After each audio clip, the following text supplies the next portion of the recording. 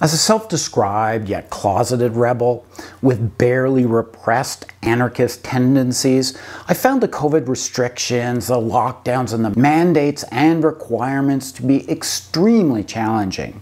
I mean, don't get me wrong, I'm not joining the COVID, anti-vaxx, anti-mask conspiriacs. For the most part, I've complied, in good faith, with all the pandemic-fighting regulations that have been enacted by the authorities. But I've also become increasingly salty about the whole thing. My natural reaction to any new law or regulation is to ask myself a few simple questions. First, is there a pressing need? Second, is regulations likely to be effective?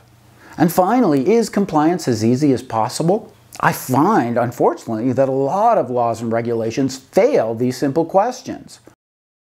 They're unnecessary, they have no benefit, or compliance requires the satisfaction of some sadistic, basement-dwelling bureaucrat whose only passion, whose only pleasure is making our lives as miserable as theirs are. So I find myself continually frustrated and, on occasion, deliberately non-compliant.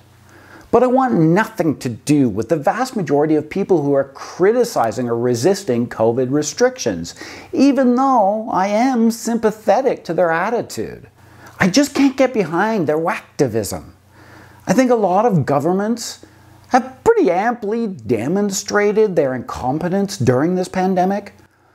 But I just don't think Bill Gates has absolutely any interest in my current whereabouts. So today, with very little research and even less forethought, I'm going to rant about lockdowns, about COVID, and the assorted conspiranoids that protest them.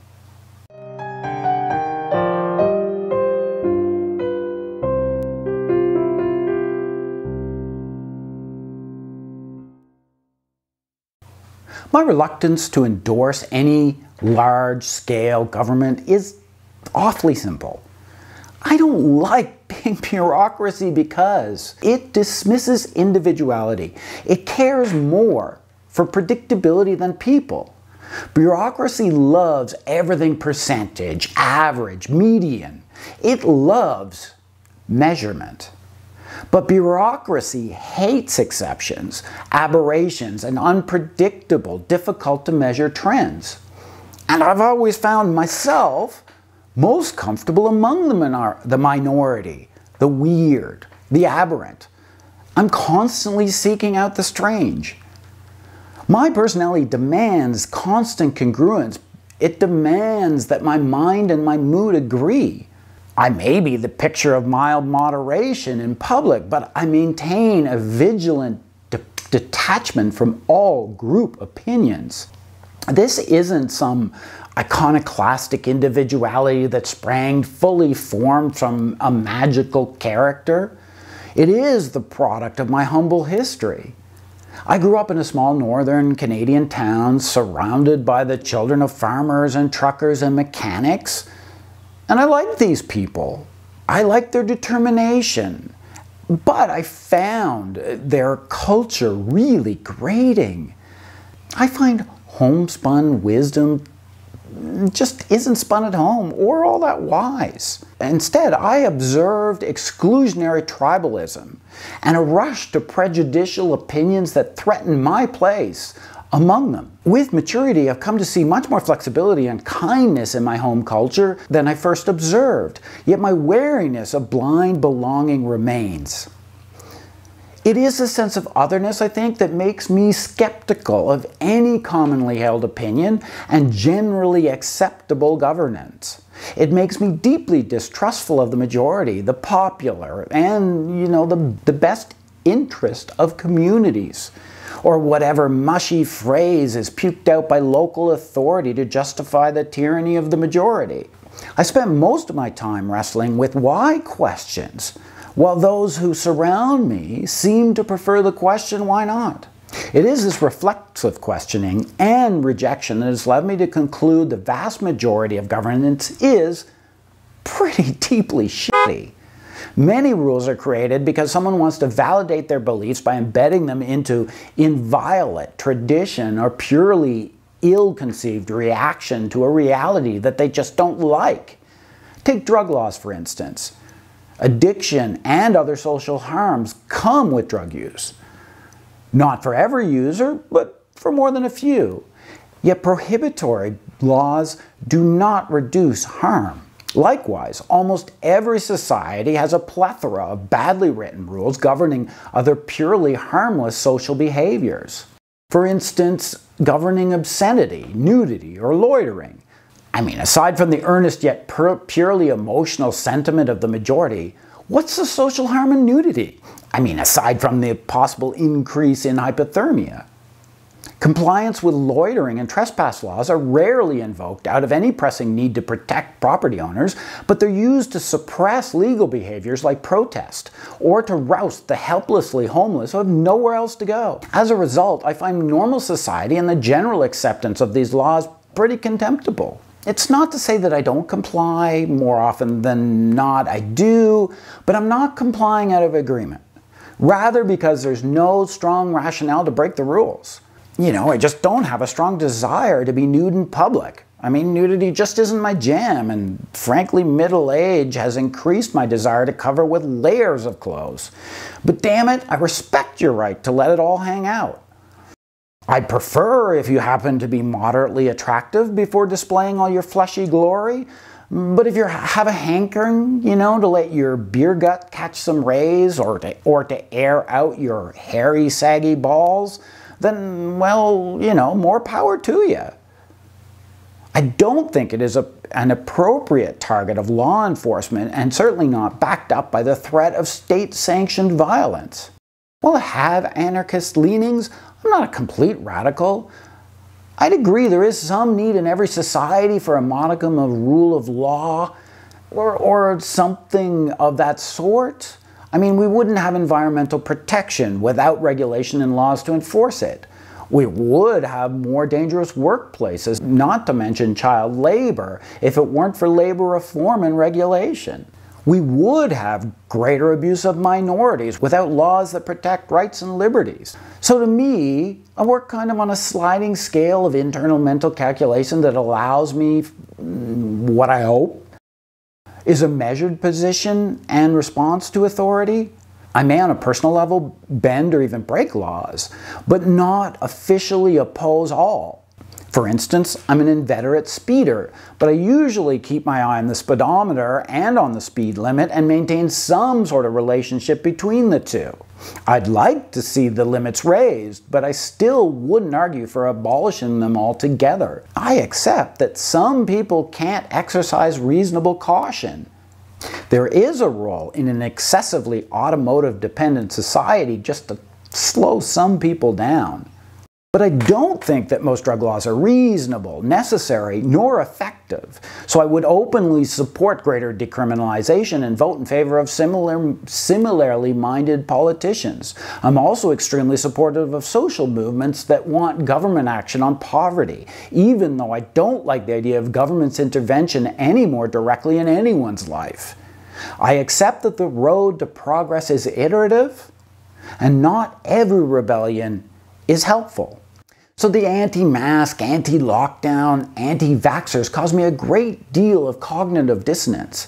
On the one hand, I believe that people who refuse to take reasonable measures to protect the lives of others are failing their basic humanity. I have no problem telling Karen that she can't go shopping without a mask. Whether current regulations are effective is somewhat debatable, but for the most part they aren't a horrible imposition and don't constrain freedom unreasonably. Compliance is, for the most part, pretty easy. At the same time, we're 2 years in, and in many jurisdictions, including my home province of Ontario, continued lockdowns on businesses and social activities to protect the healthcare system strains patience. The healthcare system is under pressure, but in the past 2 years, the provincial government has failed to take any action to prepare the healthcare system for the increased demands. Freedom is constrained to cover failures that are entirely avoidable. So I want to stand with the anti-lockdown activists. I think their concerns aren't completely unreasonable, even if their motivations and logic are completely ludicrous. Unfortunately, these Activists are saying things like lockdowns are bad, and yet voting for right-wing politicians have no interest in fixing the healthcare problem. So in other words, let me be free and screw the rest of you. So here's my catch-22. I stand with you on freedom, and I oppose wildly what you want to do with it. I oppose government intervention, and I recognize the need to allow some. I want to be free, but I also want people to be responsible with that freedom. So I end up stuck between the intransigent or the ineffective bureaucrats, incompetent, narcissistic politicians, and the self-destructive, stupid Neanderthals who scream at them. Both sides keep repeating the same basic brain-dead arguments with no apparent reflection or modification. Regardless of which side wins the debate, neither seems to do anything worthwhile with the victory. One seems to desire management authority over adult lives, prefers a generally dull, compliant populace of tax-paying automatons. Meanwhile, the other would happily run over your grandmother if she was between his monster truck and his favored burger joint. One seems to be cowardly and controlling, and the other delusional and dangerous. If I lean into my fundamental personality and preferences, I'd support the conspiranoids.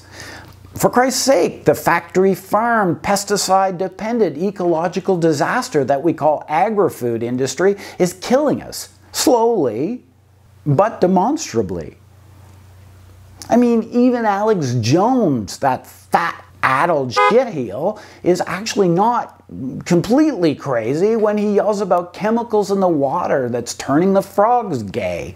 Our farms and fields are still doused on the regular with atrazine, despite the fact that we know it affects the endocrine system in all sorts of species, including ourselves.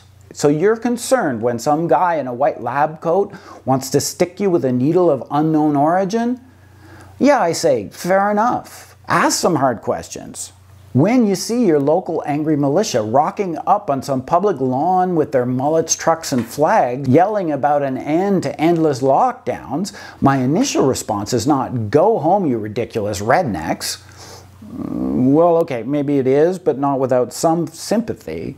After all, how is it that small business and low-income workers are bearing the burden of these disruptions, while your average corporation, already well-placed to weather the storm, are sitting on massive wads of government bailouts? Seems to me that some yelling and screaming in the streets is a perfectly reasonable response. But at the same time, both the positions of these protesters and their aims are so at odds with mine that I find myself constantly siding with the statist nannies that invariably infect government bureaucracies. At least the statists have a rationale for their paternalistic attitudes. They are forming an opinion that is based on a few reliable facts, even if the local pharmaceutical monopoly has adjusted the facts to benefit them. I don't want to see my elderly mom unnecessarily die of COVID just so Joe Bob can go on drinking and ass-grabbing in his local skeezy tavern of choice. I also like to live knowing that when it comes down to it, I will weather some discomfort in the interests of something larger than my own currently rampaging hedonistic wants. I mean, I'm willing to put up with some discomfort to avoid spreading a virus that is dangerous. But I resent being told that we have no choice to enforce a new regulatory restriction when I know there was a choice, and we ignored it.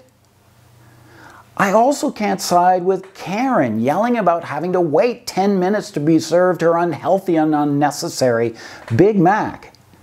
I mean, yeah, it sucks, Karen, but I want polio to stay eradicated and I want COVID to stop mutating so fast. And the bottom line is, I just don't care if you're unable to get your gray roots touched up. Get your vaccines and go the fuck home. You'll live longer and so will the rest of us. And so here I sit, ranting and absolutely no closer to any sort of acceptable, reliable personal resolution. Stuck watching the growing tide of acceptably angry activists screaming for freedom without any clue about why they're so angry, nor what to do with the freedom that they claim to want. while also watching with growing dismay the dismal hordes of petulant memo pushers whose only desire is to push people into nicely categorized, mathematically significant groups, continue to add to their already long list of rules while ignoring any real opportunity for doing things better. The hopelessness of what passes for public discourse in the nightmare of our time. Jesus, how did we come to this? Is our only tangible choice between the status quo and the rebellion of the stupid? I think not. I think what should happen is a pox on both their houses.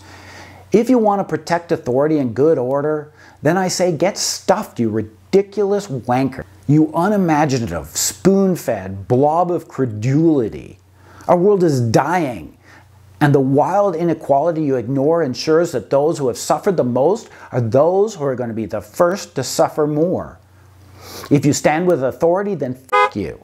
You and your corporate buddies remain below my contempt, and will remain the first target of my personal rebellion. But then to the mindless crypto-fascists with your conspiracy fantasies and faith-first self-justification, shut the fuck up.